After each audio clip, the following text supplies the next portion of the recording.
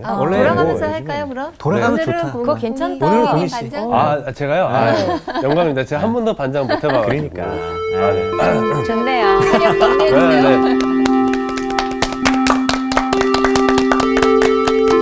차렷! 선생님께 경례! 안녕하세요. 갑자기 이게 무슨 네. 일이야? 오늘 제가 1일 반장 반장하겠습니다. 선배였습니다. 네. 아, 그래요? 선생님도 모르는 얘기 지금. 네. 옛날에 제가 학교에 있은 적이 있는데요. 만우절날 되면, 네. 만우절날 되면 학생들이 막 이렇게 선생님들 속이고 반도 바꿔놓고 뭐 맞아요. 그러는데 네. 정말 예쁜 속임수를 봤어요. 속임수 중에 이쁜 게 있나요? 근데 아니, 그러니까 네. 교실에 들어갔더니 전부 엎드려 있어요. 오. 모든 학생이. 칠판에 뭐라고 써 있냐면, 우리는 잠자는 숲속의 공주랍니다. 선생님이 노래를 불러주셔야 우린 깨어날 수 있습니다. 귀엽다. 하셨어요? 그 짧은 노래. 우리도 다 같이 이렇게. 다음 시간에. 귀여워. 갑자기 그때 그 기억이 소환이 되네요. 이쁘잖아요. 예. 네. 그- 귀여워. 그러니까 아주 유쾌했던 기억 가운데 하나로 남아 있습니다. 지난 주일에 우리들이 거짓 예언자들에 대한 이야기 했잖아요. 네.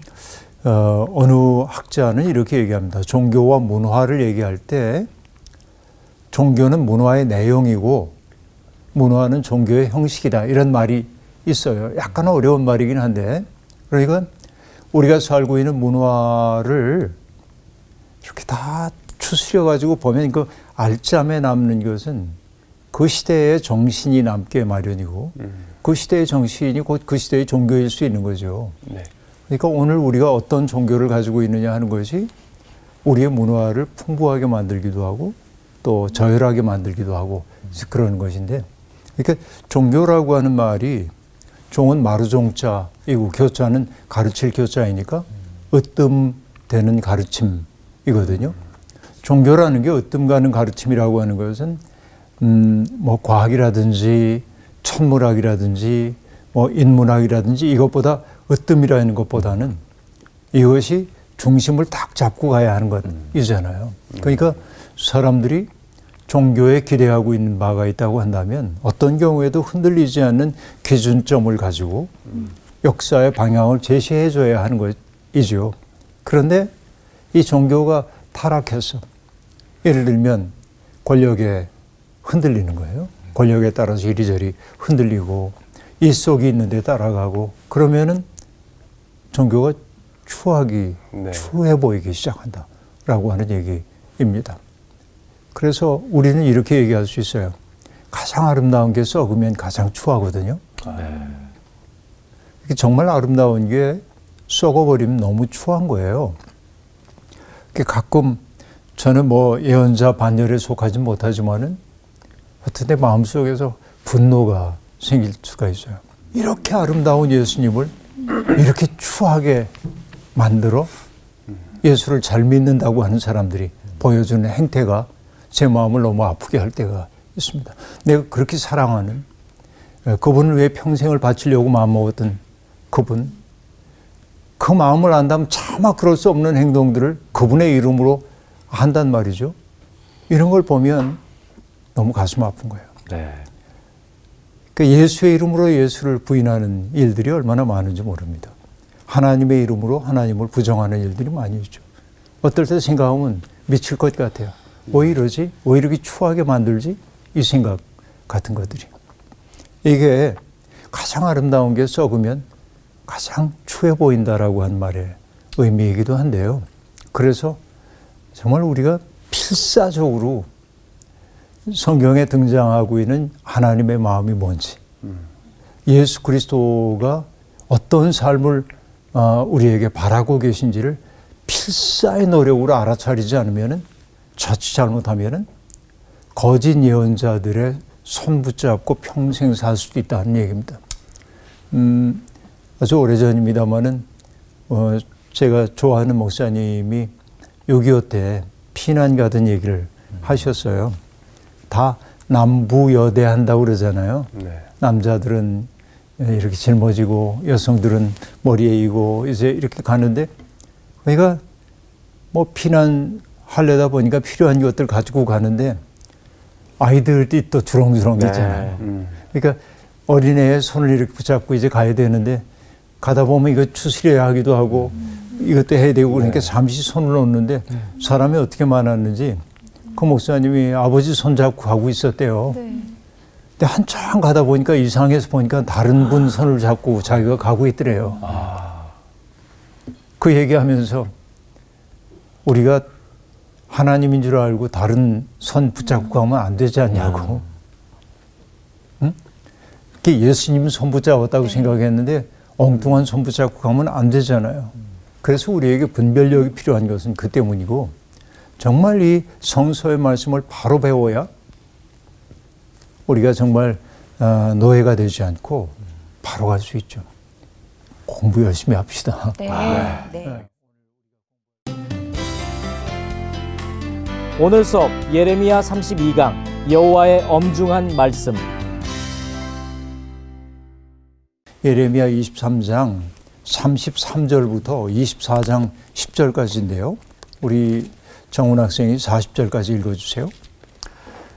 이 백성이나 선지자나 제사장이 내게 물어 이르기를 여호와의 엄중한 말씀이 무엇인가 묻거든 너는 그들에게 대답하기를 엄중한 말씀이 무엇이냐 묻느냐 여호와의 말씀에 내가 너희를 버리리라 하셨고 또 여호와의 엄중한 말씀이라 하는 선지자에게나 제사장에게나 백성에게는 내가 그 사람과 그 집안을 벌하리라 하셨다 하고 너희는 서로 이웃과 형제에게 묻기를 여호와께서 무엇이라 응답하셨으며 여호와께서 무엇이라 말씀하셨느냐 하고 다시는 여호와의 엄중한 말씀이라 말하지 말라.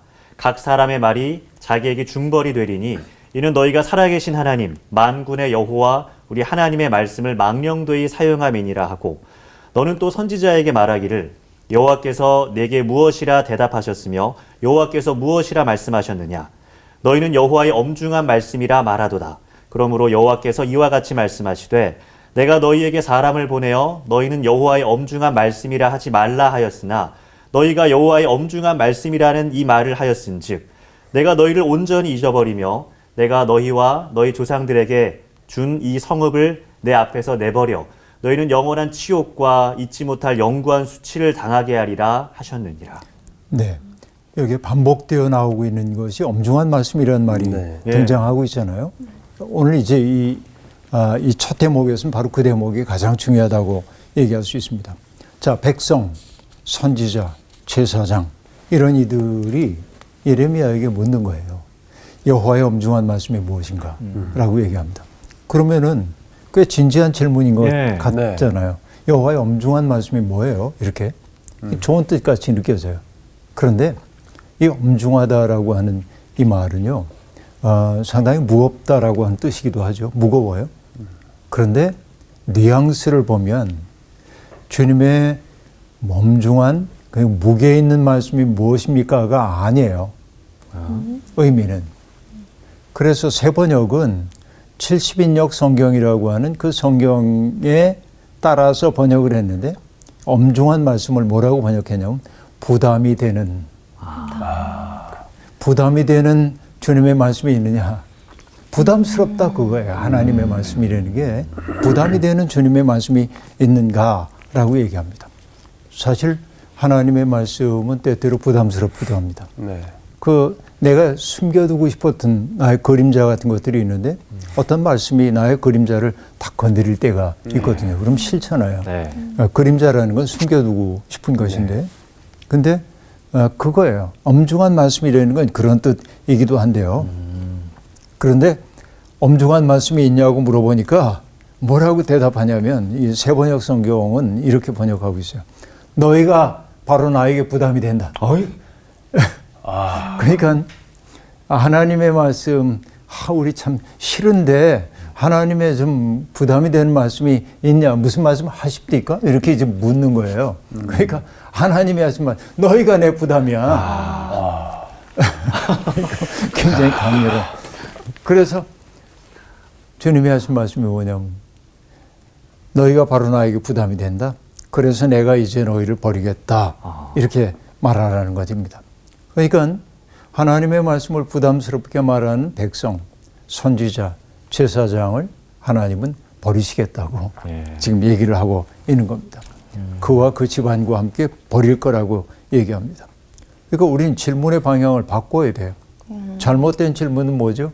주님의 엄중한 말씀이 무엇이냐? 이렇게 물으면 안 된다라고 하는 이야기입니다.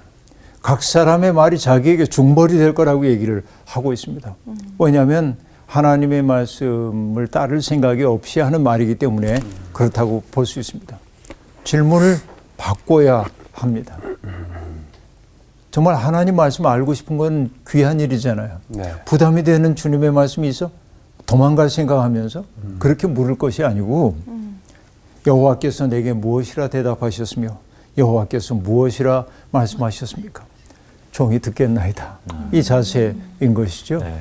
여러분, 지금은 제가 그렇게 써놓고 있지 않습니다만은 전에 제 책상 위에 늘 붙여놨던 게 있어요. 설교 준비를 하는 책상 위에 주여 말씀하소서 종이 듣겠나이다. 이렇게 썼는데 설교를 준비하는 과정이 내 머리에서 짜내고 내가 가지고 있는 지식을 엮고 그런 게 아니라 주님이 하신 말씀을 나는 통로가 되어 전하고 싶다는 마음 때문에 주여 말씀하소서 종이 듣겠나이다 이 마음이었는데 지금 그 종이는 사라졌지만 그 마음은 지금도 똑같이 가지고 있는데 정말 여호와께서 뭐라고 말씀하십니까? 라는 것이죠. 우리가 성경을 제대로 읽는다는 것은 뭐냐면 내가 성경을 읽고 해석하고 내 마음에 드는데 밑줄을 긋는 것이 성경 읽기이기도 하지만 그러나 성경을 바르게 읽는다는 것은 어떤 의미냐면 성경이 나를 읽도록 허용하는 거예요. 자, 무슨 말인지 약간 어려울 수도 있는데 느낌은 있을 거예요. 네. 어떤 말인지. 그러니까 성경을 거울로 삼아 나를 비추어 볼 때 나는 성경 읽기를 제대로 한 거예요. 성경을 잘못 읽는 사람들이 뭐냐면 이렇게 읽다가 맞아, 그건 나온이를 보고 하신 말씀이야. 그럼 나온이 들으라고 이거 하신 말씀이야. 그 설교를 듣는 것도 똑같잖아요. 근데 그렇게 하면 안 되고 내게 지금 어떤 말씀을 하시는지를 여쭤봐야 한다는 겁니다. 네. 질문을 바꾸면 삶을 대하는 태도가 달라지기도 합니다. 때때로 우리는 세상을 향해 질문하죠. 세상이 왜 이 모양입니까? 하나님, 왜 세상이 이 모양이에요? 왜 이렇게 혼란스러워요? 이렇게 질문할 땐 답이 없어요. 하나님 원망스러워요. 그런데 질문을 바꿔요. 하나님, 세상이 혼란스럽습니다. 제가 뭘 하면 좋을까요? 이렇게 물으면 달라지죠. 네. 질문을 바꾸는 순간 달라지잖아요. 그래서 여러분 돌아가셨습니다만 소설가 박완서 선생님이 한 말씀만 하소서라는 소설을 글을 쓴 적이 있습니다. 사실은 가슴 아픈 사연이 있죠. 자랑스러웠던 아들이 의사였는데 갑자기 세상을 떠난 거예요. 이건 이제 본인의 직접 경험한 일이죠. 근데 그 아들이 갑자기 세상을 떠나고 나니까 미칠 것 같은 거예요. 하나님을 믿었던 박완서 선생님은 하나님에게 질문을 합니다. 하나님, 왜 내게 이런 일이 벌어집니까? 근데 하나님이 뭐 때문이야? 이렇게 얘기 안 하잖아요. 그러니까 아무리 여쭤봐도 대답이 없어요. 그래서 하는 얘기가 뭐냐면 한 말씀만 하소서. 이게 욥이 하나님 앞에 하는 것과 비슷한 거죠. 그런데 어느 날 질문의 방향이 바뀝니다. 어떻게 바뀌냐면 왜 내게 이런 일이 벌어지지? 과거엔 그렇게 물었다면 왜 나는 내게는 이런 일이 벌어지지 않는다고 생각하는가? 누구에게나 벌어질 수 있잖아요. 네. 우리가 하나님을 믿기 때문에 어려운 일로부터 하나님이 우리를 지켜주시길 바라지만 그러나 정말 내가 원치 않는 일이 우리에게 다가오기도 하잖아요.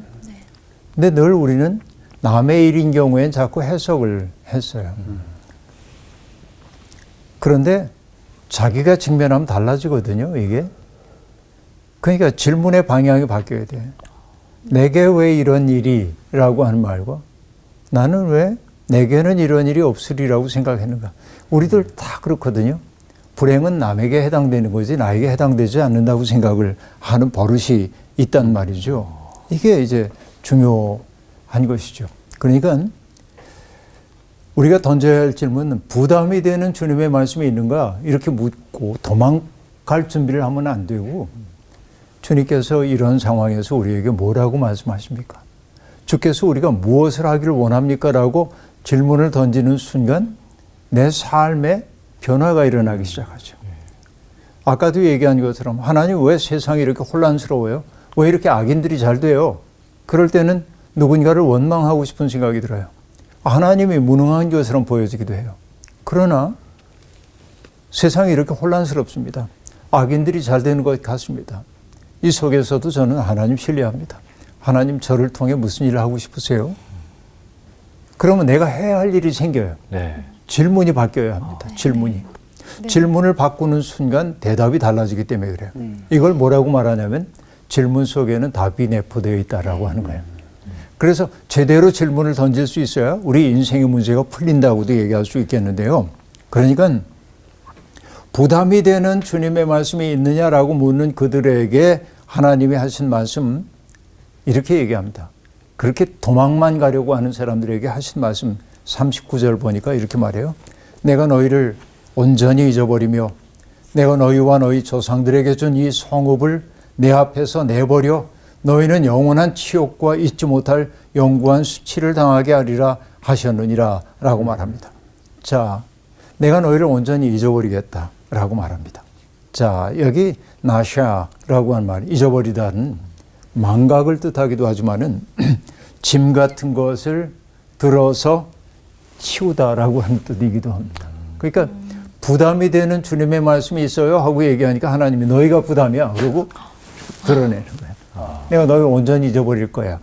그 다음에 내가 내 앞에서 내버릴 거다라고 얘기합니다. 나의 현존 앞에서 너희를 내쫓을 거다라고 말합니다. 여러분 인간이 가장 인간이 되는 때는 언제냐면은 하나님 앞에 있을 때거든요. 아담아 네가 어디 있느냐 하는 질문은 아담이 있는 그 좌표 평면이 어디냐고 묻는 게 아니죠. 그러니까 내비게이션 찍으면 다 나오는데 하나님이 천지를 창조하신 하나님이 아담이 어디 있는지 모르시겠어요. 그러나 아담아 네가 어디 있느냐라고 하는 질문은 질문이 아니라 책망이죠. 그 책망의 내용은 뭡니까? 아담아 네가 마땅히 있어야 할 장소에 있지 않구나라고 한 말이죠. 아담이 마땅히 있어야 할 곳은 어디입니까? 하나님 앞. 하나님 앞이죠. 하나님 앞. 그런데 여기 뭐라고 얘기하냐면 cast out 하는데 던져버릴 거야. 어디로? 하나님의 현존 바깥으로. 하나님의 말씀을 부담스러워하고 있는 사람들이 운명 내가 너희를 온전히 잊어버릴 거야.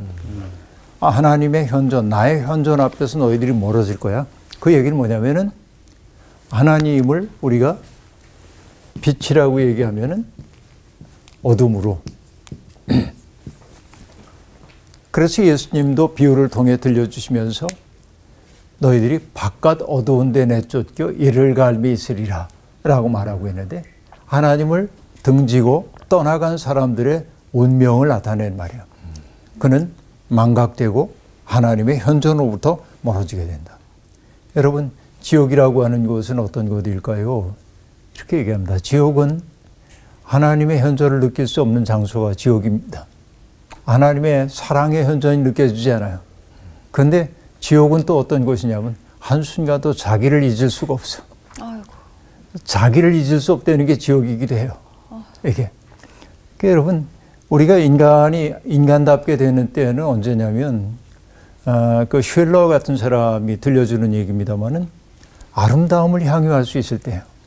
우리가 아름다움 앞에 설 때 나를 생각 안 합니다. 와, 정말 아름답다. 와, 그렇죠. 내 생각 안 해. 내 생각. 또 어떤 때냐면 놀이할 때입니다. 즐겁게 친구들하고 막 놀이할 때 내 스타일이 어떤가 뭐 이런 거 생각 안 하잖아요. 네. 이게 자기를 잊을 수 있을 때 인간이 아름다워져. 그러니까 지옥이라고 하는 건 뭐냐 온전히 자기에게만 붙들려 있는 거예요. 그게 지옥이에요. 그러니까 지옥은 하나님의 현존을 느낄 수 없는 곳, 또 자기로부터 벗어나지 못하는 곳이 일종의 지옥인데, 그러니까 바깥 어두운 데라고 하는 것은 그런 의미예요. 빛이 없어, 그 속에는. 그렇게 말합니다. 그리고 결국은 너희가 영원한 치욕과 잊지 못할 수치를 당하게 될 거다라고 얘기합니다. 그렇죠? 잊지 못할 수치를 당하게 될 거다. 자, 세 가지를 얘기했어요. 내가 널 잊어버릴 거야. 내 앞에서 내버릴 거야. 잊지 못할 치욕을 당하게 할 거야. 말씀을 멀리하는 자들의 운명을 보여주고 있습니다. 그리고 이제 드디어 24장으로 넘어오는데요. 우리 나온 학생이 1절부터 3절까지 읽어주세요. 네.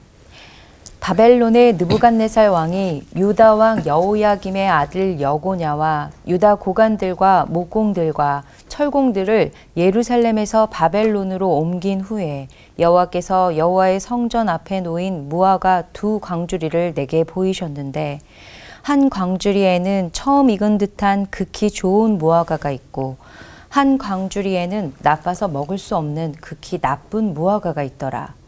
여호와께서 내게 이르시되 예레미야야, 내가 무엇을 보느냐 하시매 내가 대답하되 무화과이온데 그 좋은 무화과는 극히 좋고 그 나쁜 것은 아주 나빠서 먹을 수 없게 나쁘니이다 하니. 네, 거기까지 이제 보는데요. 자, 무화과 두 광주리를 보았다는 얘기가 등장하고 있습니다. 네.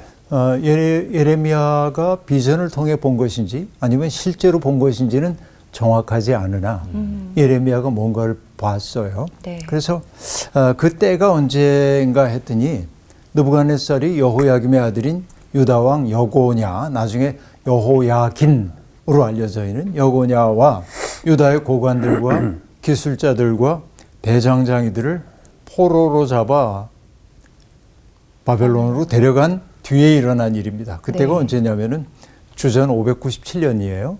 그러니까 587년에 완전히 망하기 때문에 유다가 완전히 망하기 10년 전에 이미 1차 포로로 잡혀갔는데 바로 그때를 배경으로 하고 있어요. 나라가 완전히 망한 것은 아니지만은 주권은 상실했어요. 이미. 그런 때입니다. 네. 상황이 그러하다. 암담하죠? 네. 네. 마치 우리가 이제 한일 합병된 게 1910년이지만 10년이지만은 1905년에 그렇죠? 이미 주권을 박탈당하기 시작하고 뭐 이완용이나 송병준 이런 사람들에 의해서 1907년에 독립을 위해 쓴 사람들이 죽임을 당하고 뭐 이런 일들이 막 벌어지죠. 그러니까 나라가 완전히 합병돼서 나라가 사라진 건 1910년이지만 그 이전부터 우리가 주권을 박탈당했던 것처럼 여기도 남왕국 유다가 완전히 망한 건 아니지만 주권이 없는 시대를 살고 있는데 바로 그런 때라고 얘기를 하고 있습니다. 그래서 내가 뭘 보냐 그러자 예언자가 대답합니다. 처음 익은 무화과처럼 아주 좋은 무화과가 광주리에 담겨 있는 것을 보고 또 하나가 보입니다. 너무나 아파 먹을 수 없게 된 무화과가 담긴 광주리를 보나이다 라고 얘기를 하고 있습니다. 여러분, 무화과라고 하는 것은요, 이스라엘 사람들에게 매우 귀중한 과일입니다. 그러니까 풍요로운 세계를 얘기할 때 늘 세 가지가 함께 등장하거든요. 어떤 것일까요? 젖과 꿀. 젖과 꿀이 흐르는 거 네. 이제 얘기를 하고 있는데 포도나무와 포도나무. 감람나무. 감람나무. 와 더불어서 무화과 이 셋은 풍요로운 세계를 얘기할 때 언제나 함께 등장하는 것인데요. 그러니까 이 무화과라고 하는 게 뭐 생과로 먹을 수 있고 또 말려가지고 먹을 수도 있고 이제 굉장히 다양한 용처가 있는데 무화과는 옛날에 우리 된장이 그런 것처럼 치유의 효과도 있다고 생각했던 것 같아요. 우리 어렸을 때 뭐 벌에 쏘인다든지 뭐 네. 이런 일이 있으면은 어머니가 된장을 탁 주셨거든요. 이제 웬만한 상처에 된장을 탁 붙이고 그래서 나았는지 어땠는지 잘 모르겠는데 아무튼 민간요법. 왜냐면 우리 살던 시골엔 병원도 없고 약도 없고. 예. 뭐 한 30리 내에 병원 같은 거 없으니까 그러니까 다 그렇게 살 수밖에 없었는데 인데 아무튼 이 무화과 가지고 사람 고친 얘기 등장하거든요. 네. 네. 그 유명한 히스기야 왕이에요. 히스기야. 아시리아의 사네립이 침공해 왔을 때 이제 나라가 망하게 됐거든요. 그게 너무 근심하다가 히스기야가 병을 알아요. 예언자가 가지고 너 이제 죽을 거다. 이사야가 얘기를 합니다. 통곡을 하죠. 히스기야가. 하나님 앞에. 하나님 지금 이러시면 안 됩니다. 저를 좀 살려주세요. 너무 간곡하게 기도하니까 이제 이사야에게 하나님의 음성이 들려. 내가 생명을 연장하기로 했다는 거예요. 16년 동안을. 가서 얘기해. 그래서 얘기해줘요. 그리고 뭐라고 하냐면 무화과를 가져오라고 그래서 그 환처에 얹어요. 그래서 히스기야가 낫거든요. 병이. 네. 근데 이제 그가 오랫동안 살게 될 거라고 하는 하나님의 약속을 정말 신뢰할 수 있겠는가? 그러면 해그림자가 앞으로 가게 해보면 되겠어? 하자. 앞으로 가는 거는 진행 방향이니까 좀 쉬울 것 같고 뒤로 가게 해주세요. 그래서 해그림자가 아하스 왕의 해그림자가 뒤편으로 10도 물러나도록 하는 이적을 보여준단 말이에요. 이게 이사야에 등장하는 얘기인 거죠. 열왕기하 20장에 나오는 얘기입니다. 어쨌든 예언자는 보는 자이기도 합니다. 보기만 하지 않고 예언자는 전에도 얘기했죠. 하나님의 눈으로 역사를 주석하는 자라고 얘기했어요. 해석하는 사람인 거예요. 여러분, 제가 좋아하는 칼리아스포스라고 하는 철학자가 있는데 그분은 세상은 초월자의 암호로 가득 차 있다고 얘기합니다. 그러니까 암호는 뭐냐면 해독돼야 돼. 이게 철학의 과제이기도 해요. 세상을 해석해야 돼. 그래서 여러분 시인이라고 하는 사람들도 세상을 새롭게 해석해 초월자의 암호를 해독하는 거예요. 여러분 제 친구인 어떤 시인은 숲에 갔다 오면은 뭐라고 얘기하냐면은 숲의 경전에 들어갔다 나왔대. 그렇게 말한단 말이에요. 그 속에서 하나님의 숨결을 느끼고 오는 것이죠. 그러니까 여러분 제가 좋아하는 작고한 시인이 구상 시인도 얘기한단 말이에요. 그러니까 내 눈에 드리웠던 무명의 백태가 벗겨지는 순간 만유일체가 말씀임을 깨닫습니다.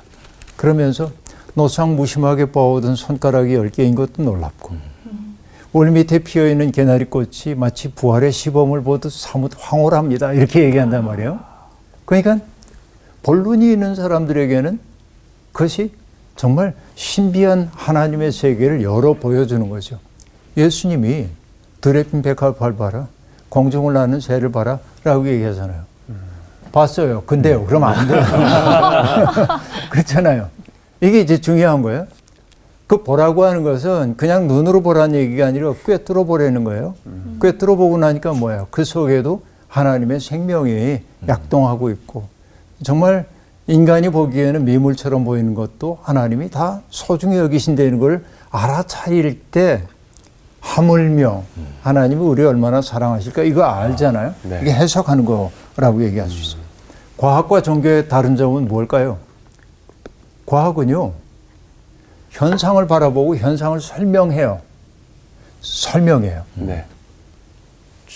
그러니까 설명한다고 하는 건 영어로 굳이 얘기하면 어떻게 이게 어떻게 작동되는지 어떻게 이게 엮여지는지를 얘기해요. 이게 설명. 종교는 어떻게에 대한 이야기를 하는 게 아니에요. 종교는. 네. 왜라는 질문. 나는 왜 이 세상에 있을까? 왜 죽음이 있을까? 왜 고통이 있을까? 질문해요. 근데 why라고 하는 질문에는 설명 가지고는 해결이 안 돼요. 네. 이거 뭐냐면 해석이 필요해요. 그렇죠? 이 차이예요. 설명과 해석의 차이예요. 그러니까 지금 예레미야에게 하나님이 네가 뭘 보니? 이 두 광주리의 무화과를 봅니다. 하나는 매우 좋고 하나는 아주 먹을 수 없는 것입니다. 이렇게 얘기를 지금 하고 있습니다. 자, 이제 해석을 봐야 되죠. 네. 우리 1호 학생이 4절부터 7절까지 읽어주세요.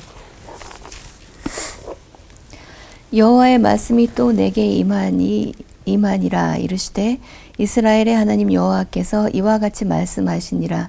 내가 이곳에서 옮겨 갈대아인의 땅에 이르게 한 유다 포로를 이 좋은 무화과 같이 잘 돌볼 것이라. 내가 그들을 돌아보아 좋게 하여 다시 이 땅으로 인도하여 세우고 헐지 아니하며 심고 뽑지 아니하겠고 내가 여호와인 줄 아는 마음을 그들에게 주어서 그들이 전심으로 내게 돌아오게 하리니 그들은 내 백성이 되겠고 나는 그들의 하나님이 되리라. 네. 여기서 보면은 무화과 열매에 대한 해석을 지금 하고 있는 거예요. 자, 하나는 뭐냐? 전쟁으로 말미암아 많은 사람들이 갈대인의 땅 바벨론으로 포로로 잡혀갈 거예요. 세속적 관점에서 보면 뭡니까? 불행해진 거예요. 네. 이들이 망한 거예요. 네. 그런데 뭐라고 얘기하냐면 그 유다 포로를 이 좋은 무화과에 같이 잘 돌볼 거다라고 말하는 거예요. 지금 이 얘기입니다. 사로잡혀 간 것처럼 보이지만 그러니까 압도적인 타자에 의해서 나의 자유를 박탈당하고 끌려간 것처럼 보이지만 이게 세속적 관점이죠. 예. 그러나 예언자가 보기엔 뭐냐면 하나님이 그들을 사로잡혀 가도록 하셨어. 주권을 누가 쥐고 있냐면 하나님이 쥐고 있다는 거예요. 그러니까 유다의 운명은 야훼께서 결정하신다. 저 강대국이 아니라는 거예요. 그래서 당신의 계획 속에서 벌어진 일이기 때문에 하나님은 포로로 잡혀간 백성들을 무화과처럼 돌보실 것이다 라고 얘기합니다. 내가 그들을 돌아보아 좋게 하여 라고 말하는데 이건 이렇게 번역할 수 있어요. 내가 내 양눈을 그들 위에 좋게 놓아 라고 얘기합니다. 아까 우리가 봤죠. 하나님을 거역하는 이들을 어떻게 한다고 얘기했어요? 옮기신다. 하나님의 현존에서부터 옮긴다고 얘기했잖아요. 근데 여기에 지금 뭐라고 얘기했어요? 내 양눈을 그들 위에 좋게 놓아. 이게 그들을 돌아보아 좋게 하여가 그런 뜻이라고 얘기했죠. 그러니까 하나님의 현존 앞에 그들이 서도록 해준다는 거예요. 그리고 그들을 이 땅으로 인도하여 세우고 헐지 아니할 것이다. 심고 뽑지 아니할 것이다. 라고 얘기합니다. 예. 우리가 이 표현은 예레미야에서 반복되어 나와요. 이미 1장 10절에서도 나온 단어들입니다. 세우다, 헐다, 심다, 뽑다라고 하는 거. 그렇죠?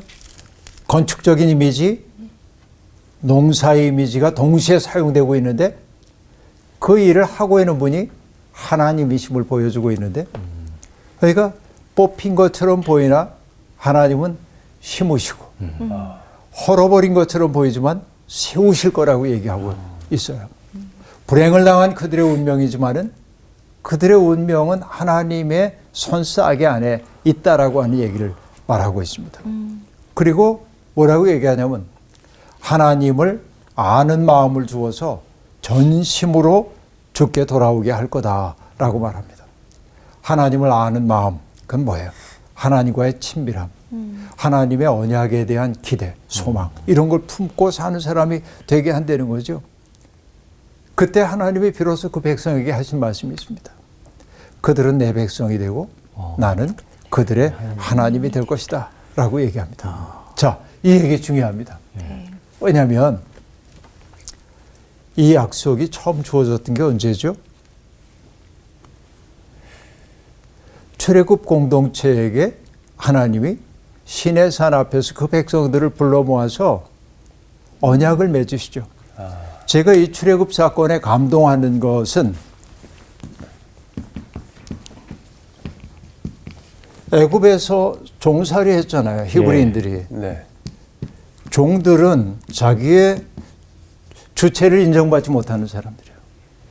주인이 종에게 내가 이런 일을 해볼까 하는데 내 생각은 어때? 그렇지? 이렇게 안 해요. 네. 주인은 늘 뭐예요? 종들에게 보고해요. 자기 의지를. 그러니까 자유가 없어요, 여기는. 그죠? 그런데 하나님이 모세를 불러가지고 하시는 일이 뭐냐면 백성들에게 내려가서 내 말을 전해. 너희를 향한 내 뜻은 이런 거야 라고 얘기해서 백성들 모두가 그 하나님의 뜻을 따라 살겠습니다 하면은 나는 너희 하나님이 되겠고 너희는 내 백성이 될 거야. 동의를 구하신단 말이에요. 자유인으로 인정하고. 네. 그리고 중요한 게 뭐냐면 그 당시의 시대에는 지도자들이 중요하잖아요. 네. 하나님의 뜻은 지도자인 공의심만 알면 돼요. 그런데 하나님이 모세에게 시킨 일은 뭐냐면 가서 다 전해. 모든 백성에게 내 뜻이 이러하다고. 놀라운 얘기 이제 이게 놀라운 얘기예요. 이게 이제 신의 산 언약에서 사람들이 주목 안 하고 있는 건데 정말 중요한 것은 이거예요. 그들을 주체로 자유인으로 인정하셨고 특별한 지도자만이 아니라 모든 백성들이 하나님의 말씀을 아는 사람으로 자유인으로 세우신단 말이죠. 그래서 결국 그들에게 소명을 주시죠. 제사장 나라 거룩한 백성 되라고. 왜? 나는 그들의 하나님이고 그들은 내 백성이니까. 그러니까 여기 바벨론의 포로로 잡혀갔던 사람들을 하나님이 보호하시고 다시 데려와서 심고 뽑지 않고 세우고 헐지 않고 나를 아는 마음을 그들 속에 심어 주어서 나는 그들의 하나님이 되고 그들은 내 백성이 될 거다라고 얘기해요. 이게 뭘 얘기해요? 제2의 출애굽. 그렇죠. 제2의 출애굽을 지금 얘기를 하고 있단 말이죠. 그러니까 하나님이 지금 얼마나 큰 계획을 가지고 있는지를 보여주고 있어요. 그러네요. 예. 그러니까 그 백성들이 신앙적으로나 도덕적으로 깨끗한 사람들이었기 때문이 아니라 감내해야 했던 시련과 고통을 통해 헛된 자부심과 생각이 깨뜨려질 것이기 때문에 깨뜨려진 후에 하나님이 그렇게 받아 안으시는 거죠. 다음 문명 봐야 되는데 우리 공인 씨가 8절부터 10절 읽어주세요. 여호와께서 이와 같이 말씀하시니라. 내가 유다의 왕 시드기야와 그 고관들과 예루살렘에 남은 자로서 이 땅에 남아있는 자와 애굽 땅에 사는 자들을 나빠서 먹을 수 없는 이 나쁜 무화과 같이 버리되 세상 모든 나라 가운데 흩어서 그들에게 환난을 당하게 할 것이며 또 그들에게 내가 쫓아보낼 모든 곳에서 부끄러움을 당하게 하며 말거리가 되게 하며 조롱과 저주를 받게 할 것이며 내가 칼과 기근과 전염병을 그들 가운데 보내 그들이 내가 그들과 그들의 조상들에게 준 땅에서 멸절하기까지 이르게 하리라 하시니라. 자, 여기 보면은요. 이제 아까 이제 좋은 무화과에 대한 이야기 했잖아요. 네. 포로로 잡혀간 백성들에게 좋은 무화과 얘기했는데 네. 이제는 나쁜 무화과 얘기를 할 차례인데 유다 왕 시드기야와 고관들과 예루살렘에 남아있는 사람들 그리고 그다리아 암살 사건 이후에 바벨론의 보복이 두려웠기 때문에 애굽으로 도피처를 찾아갔던 그 모든 사람들이 결국은 제살궁리를 하기 위해 다 버렸는데 결국은 나빠서 먹을 수 없는 무화과처럼 여겨질 거다. 제살궁리만 했던 사람들이 세상 모든 나라로 흩어져서 다시는 그들이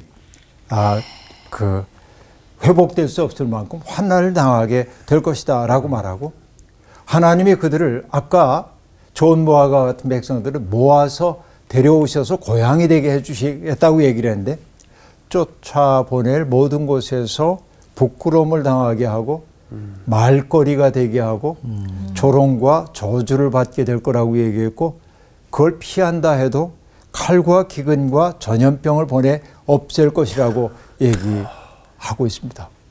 무서운 얘기죠. 네. 그러니까 그들에게 주어져 있는 운명을 받아들이면서 여러분 이게 성서의 현실주의입니다. 우리는 때때로 지사적 결단을 해야 할 때가 있어요. 죽지 뭐 이렇게. 때때로 하나님은 우리에게 뭐라고 얘기하냐면 지금 바람이 부니까 바람에 버티지 말고 버티면 뿌리째 뽑혀요. 네. 잠시 숙여. 여러분 김수영 시인의 풀이라고 하는 시를 보면 풀이 눕는다. 동풍에 납겨 풀이 눕는다 말이죠. 이렇게 얘기한단 말이에요. 바람이 불어오면 풀이 눕는 거예요. 네. 그러나 뭐예요? 바람보다도 먼저 눕는 풀이에요. 네. 그렇잖아요. 이게 이제 그 건강한 생명력이라고 볼 수 있는 것이죠. 그러니까 정말 우린 별일 없을 거야. 절대로 우리는 어려운 일 겪지 않아. 이 거짓말을 섞지 말아라. 어려움이 우리에게 온다. 지금 이거 감내해야 돼. 근데 감내하는데 여기에서 뭘 해야 되냐면은 하나님의 뜻이 어딜까? 이거 여쭤야 한단 말이죠. 옛날에 제 군대에 있을 때 군대 얘기, 군대 축구 얘기는 아니에요. 그 야간 훈련을 하게 되는데 뭘 하냐면은 뭐 저기에다 멜빵을 다 감아가지고 이렇게 앞에 딱 이렇게 드는 게 아니고 이렇게 뭐 걸리면 안 되니까 하고 가다가 조명탄이 탁 올라가면 발견되잖아요, 우리가. 예. 그래서 탁 엎드려가지고 총을 몸으로 다 덮어야 돼. 총신 같은 데가 이제 빛을 받으면 반짝거릴 수 있으니까 딱 덮어요. 그 앞을 가는데 조명탄이 올라오면 못 가잖아요. 예. 엎드려 있어요. 그런데 교관이 놀라운 얘기를 합니다. 조명탄의 불빛이 희미해질 무렵 고개를 이렇게 싹 들어가지고 내가 가야 할 곳에 지형지물을 익히래. 우리 인생이 꼭 이런 거예요. 때때로 내가 지향하고 있던 방향에서 장애물을 만나가지고 꼼짝달싹 못하고 엎드려야 할 때가 있어요. 네. 그러나 그 덕분에 우리 먼저 잠시 쉬었다가 가야 할 방향을 가늠하는 거예요. 제가 군사훈련 잘 받았죠. 이 정도면 이런 걸 이런 깨달음으로. 예, 지금 예언자가 해주는 얘기가 바로 그런 것입니다. 오늘도 인생의 고통스러운 때를 지나고 있는 이들이 있을는지 몰라도 그 어려움의 때 속에서도 하나님의 사랑이 지속되고 있음을 바라보면서 하나님이 다음으로 나를 이끌어 가실 것이 어딘지 기대하는 마음을 갖고 있을 때 하나님은 우리를 심으시고 뽑지 않으시고 세우시고 허물지 않으실 겁니다. 오늘 수업 여기서 마칠게요. 고맙습니다. 감사합니다.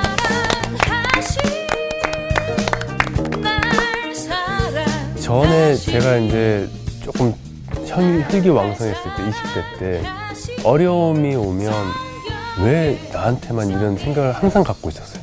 그래서 이거를 어떻게 해결해야 되지 하면서 제 생각을 더 많이 투자하게 되고 그럴수록 더 안 좋은 길로 가게 되더라고요. 근데 이제는 좀 어려움이 왔을 때 오히려 감사를 찾으려고 노력을 하고 있거든요. 사실 제가 얼마 전에 코로나에 확진됐을 때도 왜 내가 걸렸지가 아니라 이렇게 걸림으로써 내가 한 주 동안 돌아볼 시간을 갖게 되는 거에 대한 감사를 찾으니까 그때 동안 또 버틸 수 있더라고요. 네. 앞으로도 그렇게 잘 해보도록 하겠습니다. 네.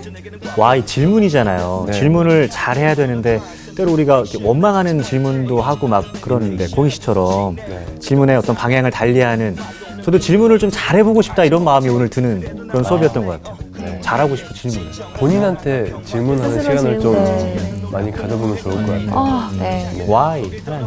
네. 질문하면서. 가시죠. 네. 네. 그렇습니다.